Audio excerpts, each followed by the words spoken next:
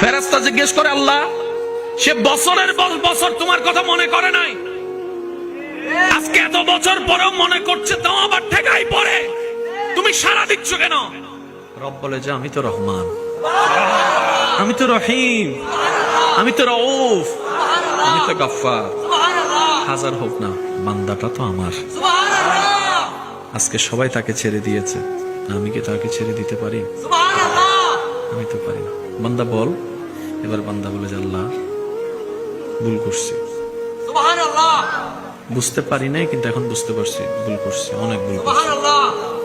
আল্লাহ আমি দুনিয়ার মধ্যে এমন ভাবে মত্ত ছিলাম যে এটা যে ভুলটা ভুল বুঝার জন্য আমার সেই বুঝটাও হয়নি, কিন্তু এখন বুঝতে পারতেছি আল্লাহ মারাত্মক ভুল করছি। আসলে করার জন্য দরকার ছিল তোমার জন্য করা, করেছি অন্যের জন্য, আজকে লাথি খাচ্ছি।